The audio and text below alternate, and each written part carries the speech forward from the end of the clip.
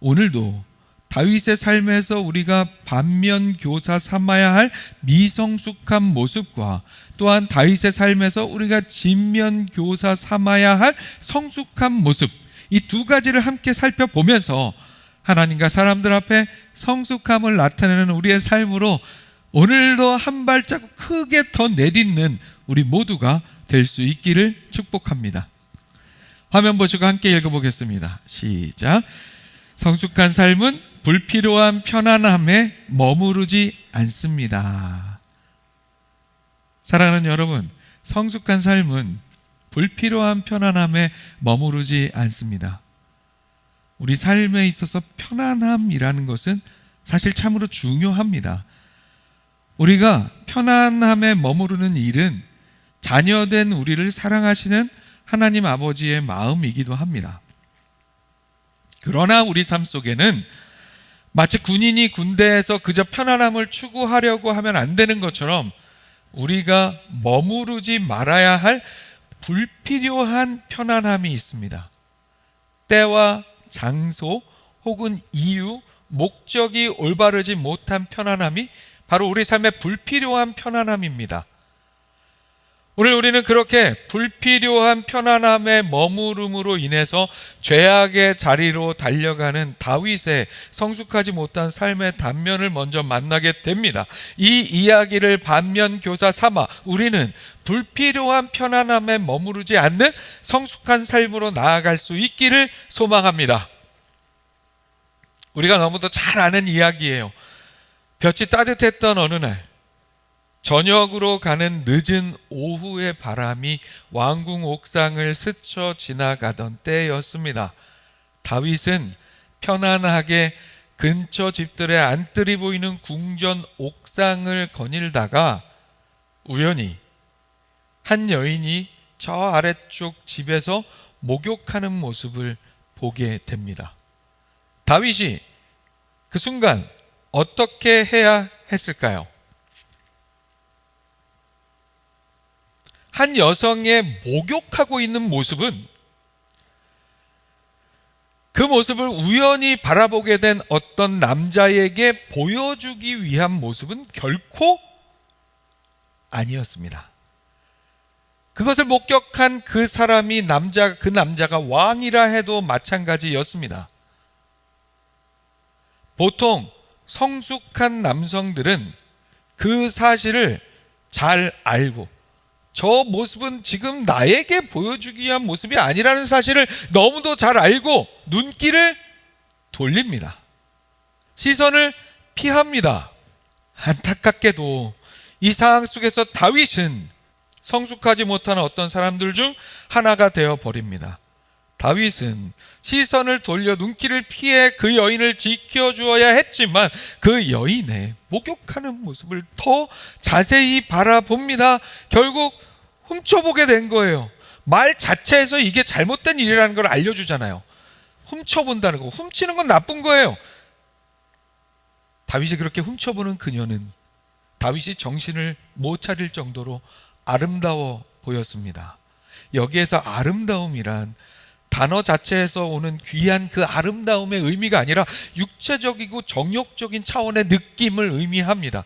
다윗이 그렇게 그런 마음으로 그녀를 바라보았다는 뜻입니다. 다윗이 그녀를 보고 욕정을 품게 되었다는, 안목의 정욕에 사로잡히게 되었다는 말씀입니다. 그러나 행여 그렇게 되었더라도 그렇게 거기서 멈추었다면 얼마나 좋았을까요? 다윗은 멈추지 못하고 점점 죄악의 자리로 걸어갑니다. 다윗은 사람을 보내 그 여인에 대해서 알아보게 합니다. 돌아온 대답은 이러했습니다. 그는 엘리암의 딸이요 햇사람 우리아의 아내 밧세바가 아니니까. 돌아온 이 대답은 다윗이 멈추어야 하는 분명한 이유이자 기회였습니다. 누구의 딸인지 누구의 아내인지 관계가 명확합니다. 분명합니다. 밧세바가 아니니까 라고 되묻는 신하의 말 속에는 이미 그 다윗 왕의 눈빛에 보이는 죄의 길, 그 죄의 길을 예상하면서 왕이여 그 길은 아니지 않습니까? 그 길은 아닙니다라고 하는 의미가 담겨 있었습니다.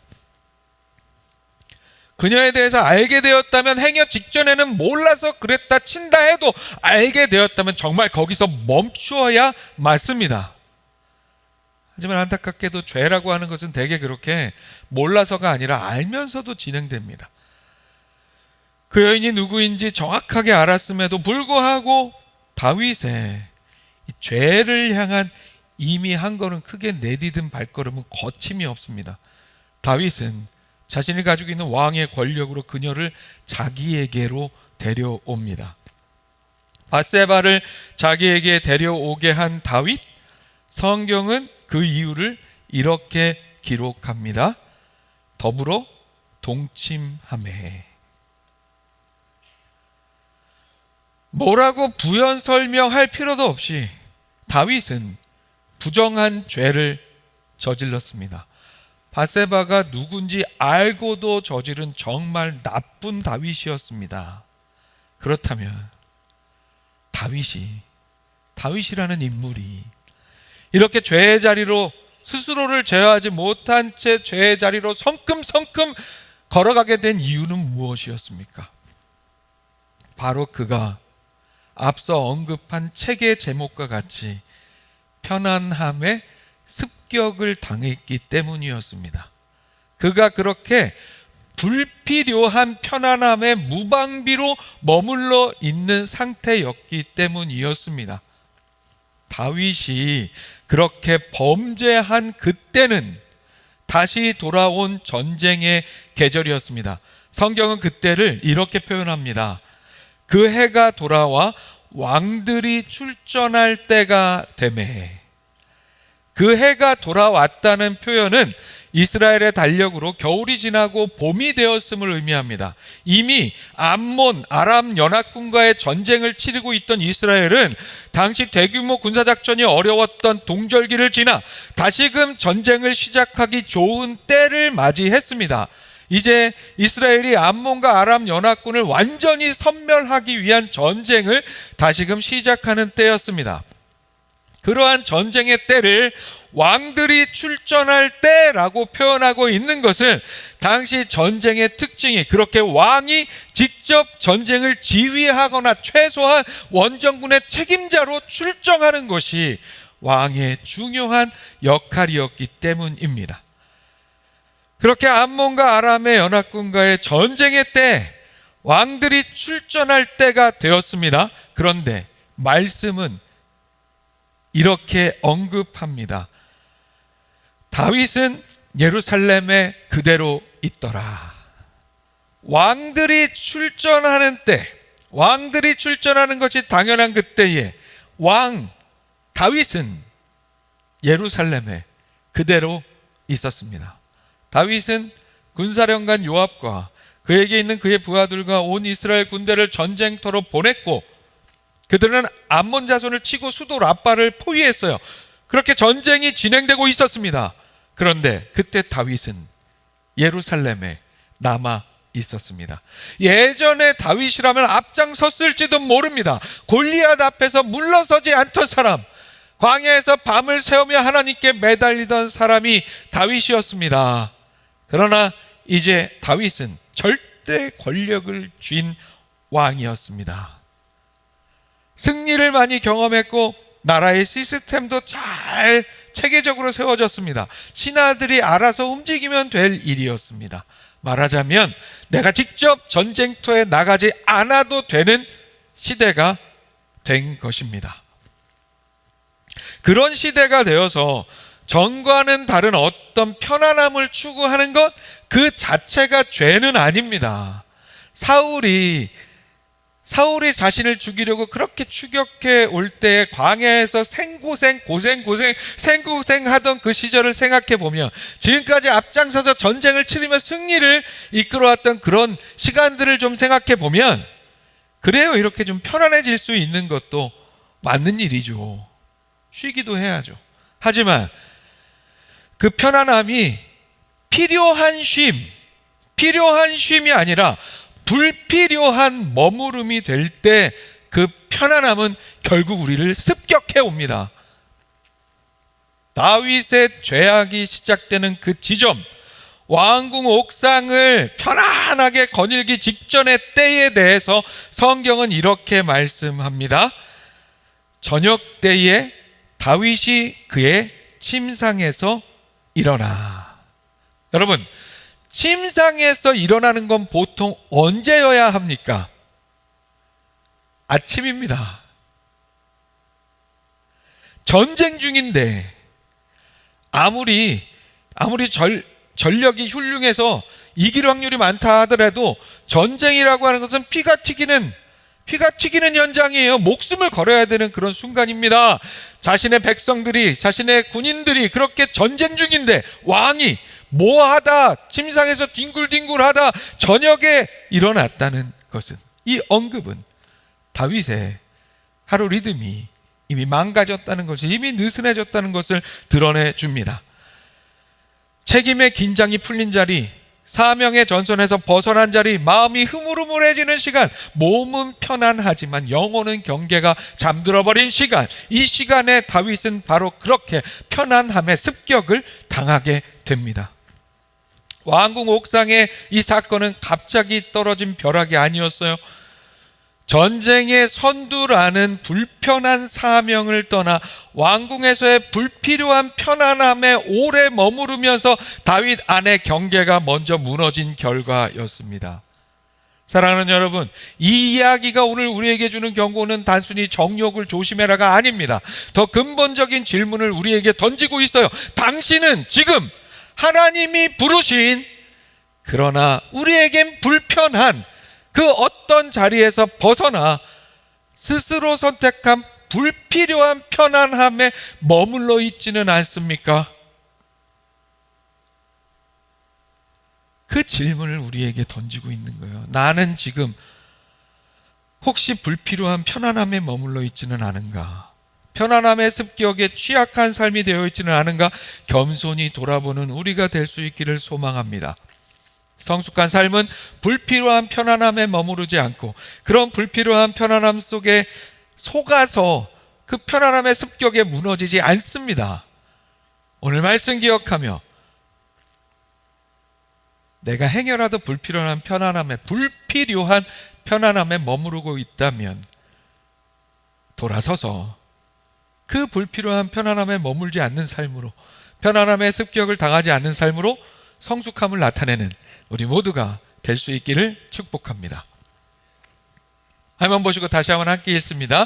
시작. 성숙한 삶은 말씀의 불편함을 기꺼이 감당합니다. 이미 살펴본 다윗의 모습, 불필요한 편안함에 머물러 편안함의 습격을 받은 성숙하지 못한 삶의 모습은 안타깝게도 밧세바를 범하는 일에서 끝나지 않습니다. 다윗은 더욱 깊은 죄악의 심연 속으로 들어갑니다. 다윗이 가진 절대 권력으로 인해서, 그 절대 권력 때문에 이 죄악의 심연으로 가는 일 자체가 편안했습니다. 그야말로 이것도 불필요한 편안함이었어요. 불편할 것이 없으니까 거칠 것이 없었습니다. 그러나 그 와중에 다윗이 그래도 다윗일 수 있는 중요한 모습이 등장합니다. 바로 그 절대 권력이 주고 있는 불필요한 편안함을 뚫고 들어오는 하나님의 말씀의 불편함을 대하는, 불필요한 편안함을 뚫고 들어오는 하나님의 말씀의 불편함을 대하는 다윗의 태도였습니다. 사랑하는 여러분, 다윗의 이 모습에서 반전이, 비성숙한 모습에서 반전이 이루어집니다. 다윗의 안목의 정욕으로 시작된 죄의 이야기는 자신의 죄를 어떻게든 자신이 덮고 해결해 보려는 다윗의 시도에 의해서 이렇게 자신에게, 국가에게 충성을 다한 우리아를 죽이는 최악으로 치닫게 됩니다. 이후 다윗은 밧세바를 궁으로 데려와 자신의 아내를 삼습니다. 이렇게 다윗은 모든 것이 자신의 권력으로, 자신의 계획으로 해결되었다고 생각했습니다. 그러나 하나님 앞에서 그의 죄악을 스스로 해결하고 감출 수는 없었습니다. 말씀은 이렇게 기록합니다. 다윗이 행한 그 일이 여호와 보시기에 악하였더라. 참으로 극악무도한 죄를 저지른 악행을 저지른 다윗에게 선지자 나단이 찾아옵니다. 하나님께서 선지자 나단을 보내셔서 다윗으로 하여금 자신이 지은 죄악이 어떤 것인지 깨닫게 하십니다. 다윗 앞에 하나님의 말씀을 들고 다윗 앞에 선 나단은 이야기를 시작합니다. 많은 양을 가지고 있는 부자가 손님들을 위해 식탁에 올릴 양이 필요했습니다. 그런데 그 부자는 많은 자기 양들 중에 하나를 잡으려 하지 않고 이웃집 가난한 사람이 가진 한 마리밖에 없는, 그래서 그에게 정말 소중한 그 양을 빼앗아다가 자신의 손님들을 대접했다는 이야기였습니다. 그 이야기를 집중해서 듣던 다윗은 그 부자의 잔인함과 그 행위의 부당함에 분개합니다. 얘기를 들으면서 어떻게 그런 사람이 있을 수 있어? 자기에게 수많은 양이 있음에도 그 가난한 사람의 한 마리 양을 그렇게 뺏어 산다는 게 말이 돼? 하면서 왕으로서 그 이야기의 주인공 부자에게, 나쁜 부자에게 사형을 선고합니다. 죽어 마땅한 자이니라.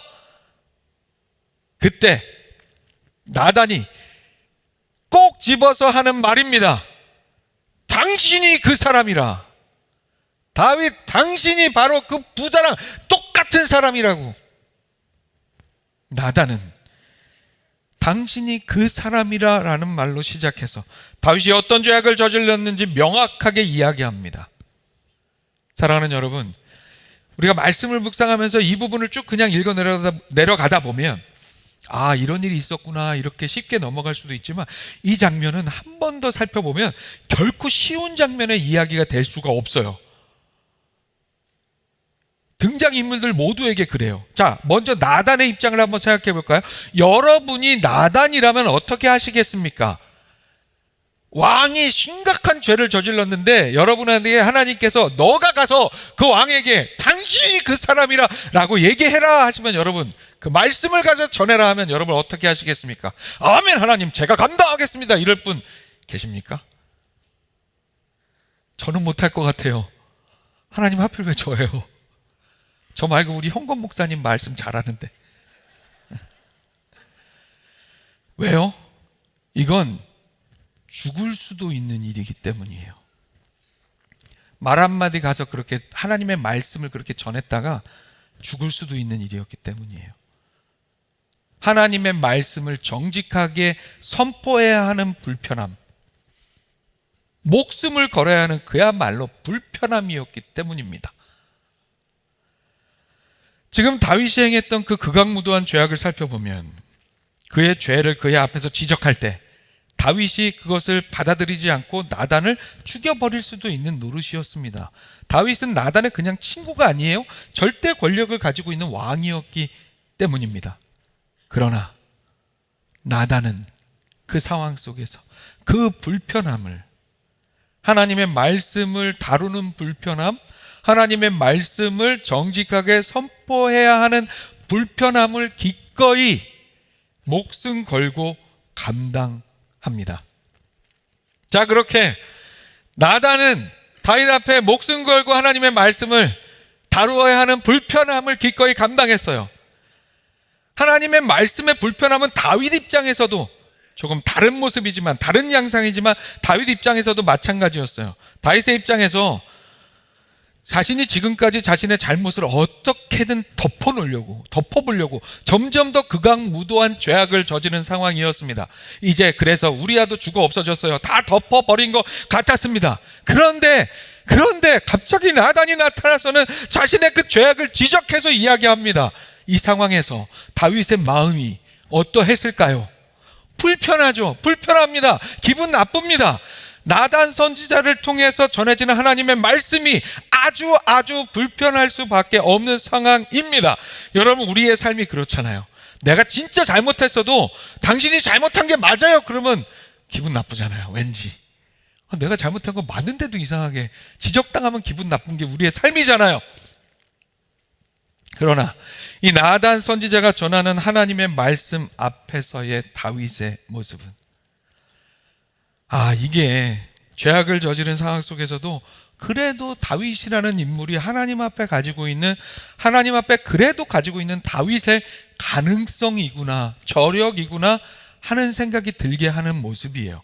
다윗은 나단의 그 지적이 단순한 사람의 판단이 아니라 결국에 하나님의 지적임을 알고 바로 자신의 죄악을 깨닫고 인정합니다. 다윗이 나단에게 이르되 내가 여호와께 죄를 범하였노라. 내가 여호와께 죄를 범하였노라. 감히 자신의 잘못을, 죄악을 들추어 지적하는 나단을 기분 나빠서라도 왕이 가진 권력으로 처단해버리고 말 수도 있었습니다. 다윗이 만약 그렇게 했다면 오늘날 우리에게 다윗은 없었을 것입니다. 다윗은 그렇게 죄를 지은 와중에, 그 스스로는 어떻게 할 수 없는 와중에 결국 자신이 의지해야 할 하나님, 그 하나님의 말씀의 불편함을 기꺼이 감당합니다. 하나님의 말씀은 우리에게 평안함을 주시고 우리의 영혼을 소생시키는 능력이 있습니다. 하지만 하나님의 말씀은 동시에 우리를 불편하게 할 때도 많습니다. 왜 그렇습니까? 기본적으로 우리의 삶에 죄성이 있기 때문입니다. 그래서 성경은 우리 삶에 임하시는 하나님의 말씀의 불편함에 대해서 이렇게 언급하고 있습니다. 하나님의 말씀은 살아있고 활력이 있어 좌우의 날선 어떤 검보다도 예리하여 혼과 영과 및 관절과 골수를 찔러 쪼개기까지 하며 또 마음의 생각과 뜻을 판단하나니. 아멘. 여러분, 이 말씀을 묵상하면서 그런 마음 드세요? 이 말씀, 방금 읽은 히브리서 4장 12절 말씀을 읽으면서 하나님의 말씀은 나를 역시 평안하게 해주셔, 이런 생각이 혹시 드세요?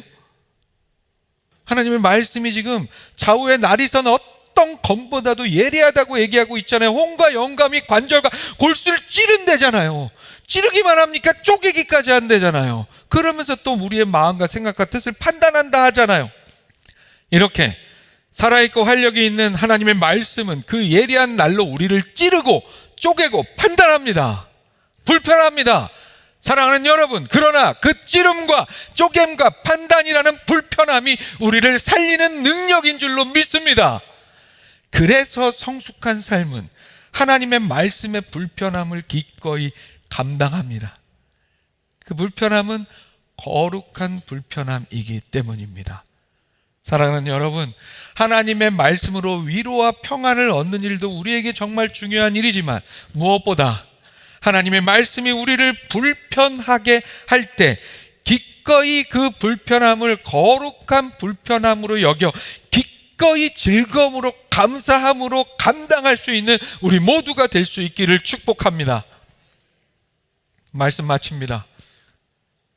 오늘 말씀 기억하면서 불필요한 편안한 가운데 머물지 않는 성숙한 우리의 신앙의 삶이 될 수 있기를 소망합니다. 또한 거기서 한 걸음 더 나아가 하나님의 말씀의 불편함을 기꺼이 감당하는 삶으로 우리의 성숙함을 나타내는 그런 우리의 삶이 되기를 주님의 이름으로 축원합니다.